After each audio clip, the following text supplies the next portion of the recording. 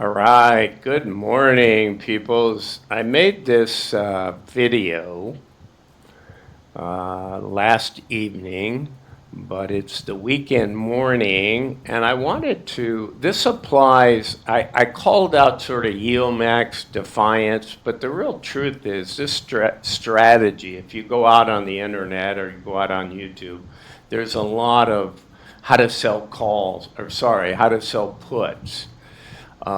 I wanted to do it on YieldMax. I wanted to talk about it for Defiance. I want to talk to my community who's income oriented with dividends.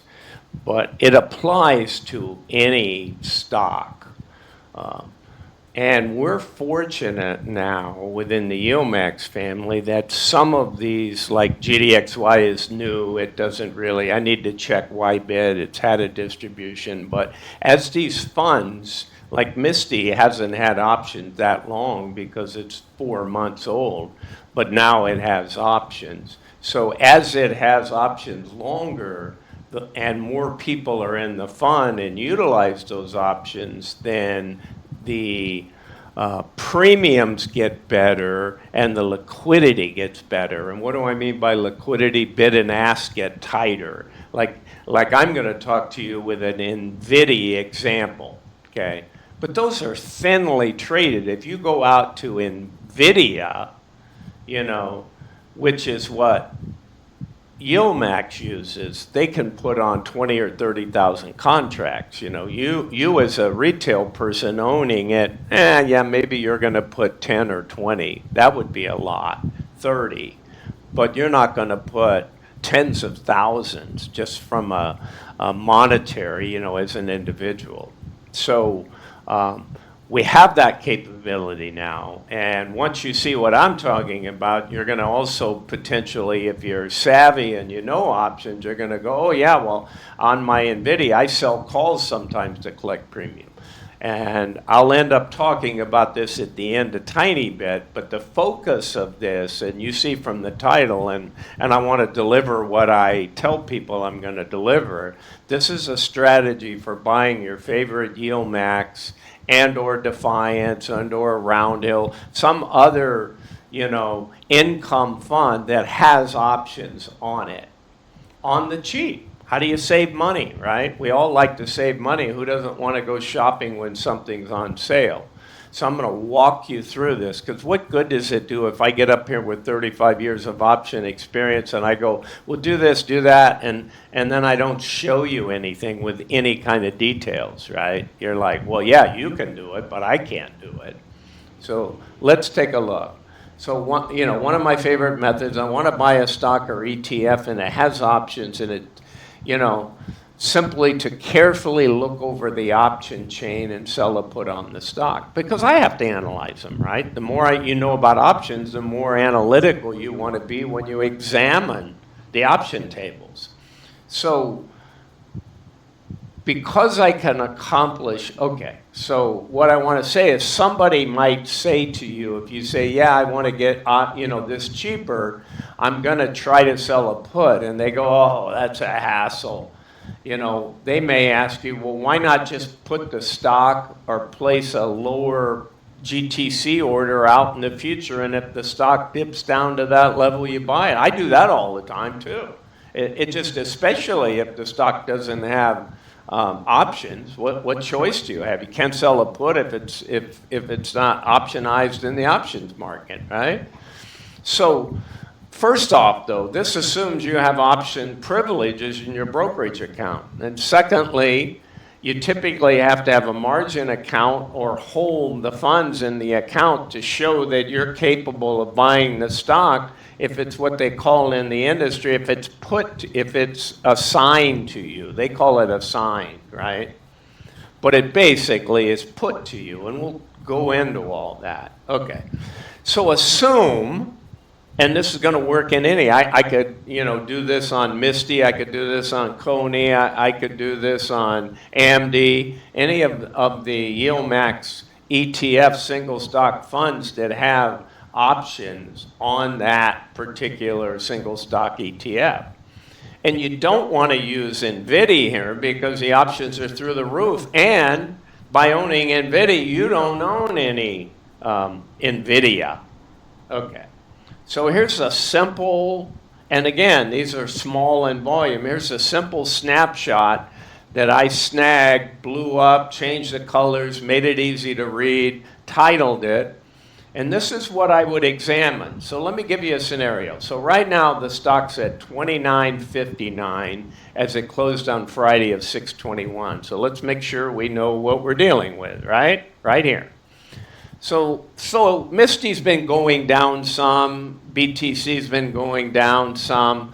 So maybe you're saying to yourself, I don't want to sell what I have. I believe in the long term. I want to collect my income.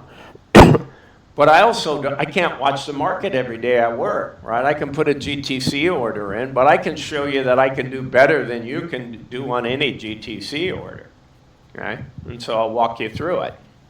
So let's say you're thinking to yourself, well, geez, what I'd really like to do is buy it around 22 or 23, but I don't know if it's going there. And sure enough, you can go out and you can put an order at 23.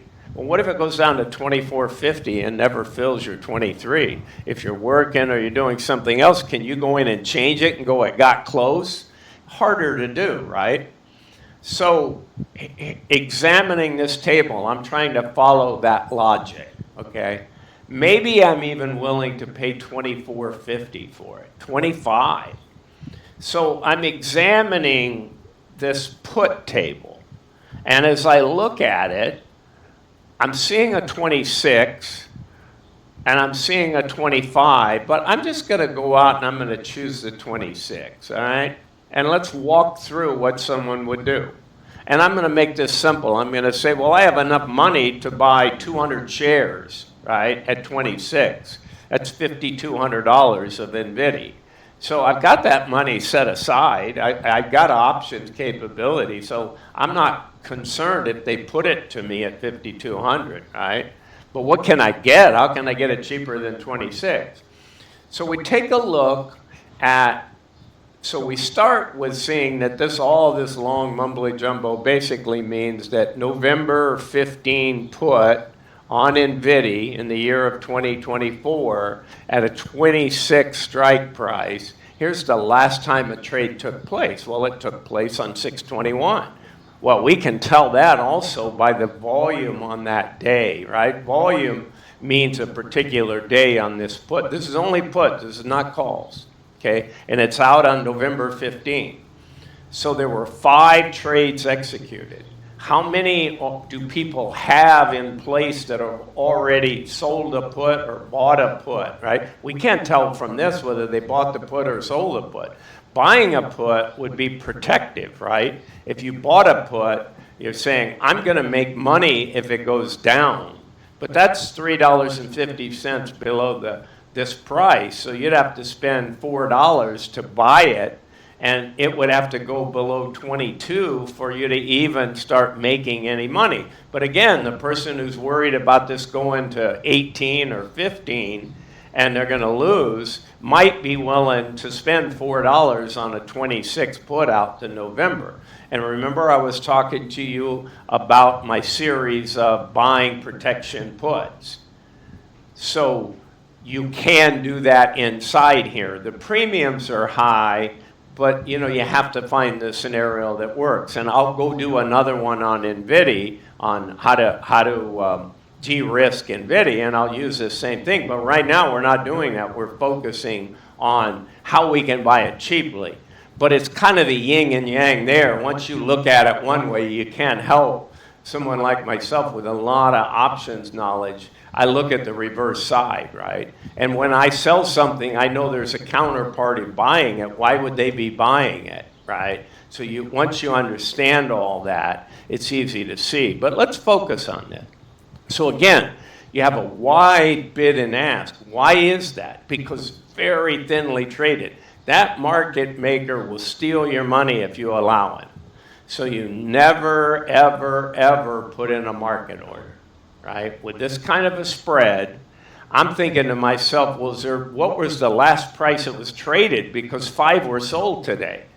I don't know if they bought or sold, but it kind of doesn't matter when you got a big bid and ask spread, 2.4 by 6.4. My eyes say more than likely the market maker is going to take 440 right in the middle. Now, mighty not, right? All you do is you try. That's a whole separate game. I can teach you about what to do and how to place your order.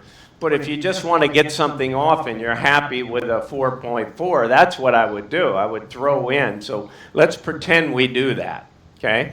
So I'm going to write a contract right now, and I'm going to offer the market I'm going to sell 2 puts at $4.40.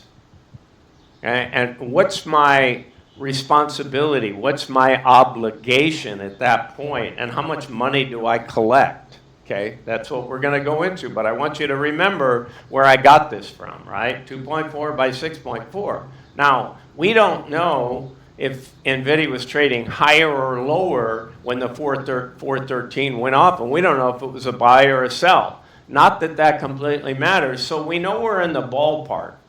So let's, in this scenario, I put 440 in. 30 minutes later, it gets executed, and I go, okay, that guy was hungry for a trade. It could have just sat there, and I could have lowered it to 430, trying to get it to go off, right? So there's always some shenanigans, but let's just make the assumption we sold it for 440, which could have easily happened. All right, so let's go to the second. Oh, okay, at least I kept it on the page for you. All right. So I see this option, I think I will excuse. So I explain to you why. Okay. Based on the bid ask, I can likely get filled at 4.4. Okay, last trade was 4.13. Please understand, and sometimes I jump ahead and say everything I have, but the knowledge is there. Please understand that they're thinly traded. Always use a limit order with what you're willing to accept, never a market order. Okay, so we want to sell this, and we get filled at 240, leaving $2-ish on the table. Okay, sorry, I wanted to show you how bad it can be. I apologize for not reading my own. So if you go out and you say, I want to sell 2 puts, a market order for the November 15, 26 put on NVIDIA, you're going to get filled at 2.4 because that's the bid. He has no obligation to fill you at anything higher than that. Logic dictates that he wants to make trades, and he'll probably take an order in the middle, but sometimes you got to play with that. But if you don't do that and you just say market, he'll scalp you for 240, and a guy like me will come in and get 440, even if it's 430. So you just lost $2 a share, right? You just lost $400. I outgained you by $400. I got $880, and you got $400 for the same order. Okay, so don't let yourself be a victim of that. All right, let's go through, and this is where the rubber hits the road. Okay. Here's the math behind this put sell, what your obligation is, what could happen, how the heck can you get it cheap? All right. My obligation is that when and if the stock goes below $26 prior to November 15, I can be sold the lower value stock and will be for $26, requiring me to pay on 2 contracts. Okay, each contract represents 100 shares. So they'll say the premium I got is $4.40. That's per share. So multiply that times 200, and they handed me, as soon as that order filled, into my brokerage account, $880. So that's mine to keep no matter what happens. Okay, so. But my obligation, if that stock drops to $10 in a month or 2 months, anytime before November 15th, I guarantee you, your account is going to say you were assigned NVIDIA 200 shares at $26, and you go, it's only worth $10, right? Well, again, if you want protection and you own the stock, buy a put, don't sell a put. But if you're reasonable and say, hey, I'm really bullish on the underlying, okay, NVIDIA. And I think, sure, they could pull back from, what are they now, 141? Maybe they, so a whole different scenario because we're doing it on in NVIDIA, but it's influenced by NVIDIA, right? So you give yourself some room on these situations, right? Because we're only dealing with $26 stock. So it's highly unlikely that it's going to 10. But I want you to know the risk you put yourself in. But it's no different than if you bought the stock at 26 and it drops to $10, right? Put didn't change any of those dynamics. All right. So let's see a situation where the stock drops to, say, $23. All right. So what happens at $23? How do you make out? Well, they're going to put it to you, right? They're going to sell that stock to you for $26. Well, I tell you what, this is better if I just take you through these outcomes. I give you 3 outcomes, and that's really pretty much the only outcomes that can happen. So this other one is showing you literally what you're acquiring the stock for. So I'll tell it to you because if I go off and then I'll use some real world examples. So what we want to do is we want to understand something. Our obligation is to buy the stock at $26 no matter the price. We'll take some examples. But what have you garnished at this point? How much are you ahead? Why can it be perceived as you buying the stock at a discount? Okay. So you have $880, right, that you pocketed. So having to buy the stock at 26 means that you're really buying it at 26 instead of 5,200. You're only spending 4,320.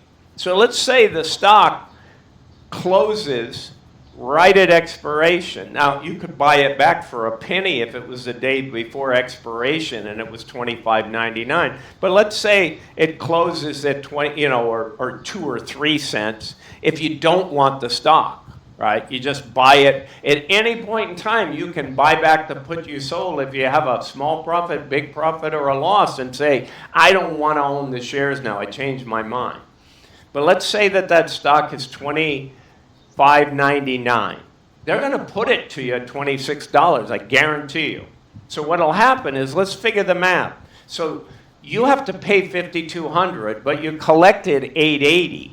So you only spent $4,320 or $21.60 for a stock that's valued at $25.99. So you're way ahead of the game. You're guaranteeing at buying it at 26, you're going to buy it for $21.60. So your break even is $21.60 on the stock. If it goes down to $21.60 and they put it to you at 26, you just got even. They gave you that much and you had to give it back to them and it's break even. But I doubt that happens. Okay? So now we can discuss some possible outcomes from selling it with other prices, right? And what could happen? All right. The put option expires worthless as the stock never reaches $26 and I keep all the premium. Not a bad outcome. You could turn around and use the 880 and buy a couple shares of NVIDIA with it if you wanted to. You can do anything you want with it. It's your money, right? So that's one outcome. Let's go through another outcome. Another one says the stock goes much higher. You're thinking it might go down so you can get a bargain. Say it runs from 29, what did we say, 59, up to 37, maybe up to 39, and it all happens in a week or two. Well, I guarantee you that put value is going way down. You got $4.40 when it was 29. There's only been 2 weeks of the 3 months go away, but the price has gone way up. It's gone another $8, $9, $10 up. So the value, okay, you have extrinsic and intrinsic value. One is time premium and one is distance from strike price. So it's possible this thing's $1.40 in 2 or 3 weeks. So from the 440, you sold it. Now, you can just simply go back out there and pay $140 a share for 200 shares and keep the $3. So you just made you got to keep 600 of the 880, and only 3 weeks went by. And you may say, well, Bruce, I want to still try to get the shares cheap. Hey, no problem. But understand that most of your 880's already been captured, and if a black something happened in the market, and the market crashed, and NVIDIA went down to 10, you'd be going, oh man, they stuck it to me at 20. Again, I mean, call it risk. There's always that tiny risk, and you're saying, hey, I got 75% of the $880. I think I'll just keep it, and you know what? Let it do something else, and then write another put. So you always have the option of buying it back for a gain or a loss at any day, anytime the markets are open, right? Just like once it goes below 26, the market makers, because there's somebody else on the other side of that trade. There's somebody that bought it around that price, and you sold it. So if it drops way down, they're going to want to go sell the put, because the put went way up in value, right? And so they sell it, which means you get assigned, the counterparty. You get assigned the stock when maybe you didn't want it at $10 and buying it at 26. I mean, it could happen at any price. You don't mind at 25, 24, 23, or probably 22. All right. So what's another scenario? So the stock quickly goes down to 23, resulting in myself being assigned the shares at 26. Okay? Not a bad situation. Depends on, you want to discount shares. So I'm still ahead on the stock, right? I lost $3 from what I paid, but I got $440 paid to take the risk. So how about going forward? Depending on my then outlook on the stock, NVIDIA, I can do one of two things. I can hold it and just keep receiving my distributions, right? Maybe that was the intent, to get NVIDIA cheap. But I can get on a wheel. I can get into a scenario. And again, this isn't for everybody, so I'm not recommending. I'm just telling you what people can do. Okay? So now I'm thinking, okay, I got a $1.40 gain already. Do I think it's going to go up, or do I think it's going to go down? Well, I think it's going to maybe be flat. I'm kind of neutral. I can just collect that. So you know what I'm going to do? I'm going to keep collecting my premiums, because I'm ahead of the game. And I'm going to go write a 27 or a 28 call. I'm going to sell a call because I own NVIDIA, right? So I'm going to sell 2 calls at, say, 27. So remember, my cost is $21.60. The stock's at 23. If I sell it at 27, it's $4 up, and say I get $2.80 to do that sell. If it's not, or I use 28, sorry. So we wrote a 28 strike for $2.80. Maybe we went out 5 months. So I'm collecting my distributions. Let's say it's $27. Well, I just kept the $280 because I sold 2 contracts, 200 shares. So I really got $560. So I just keep that.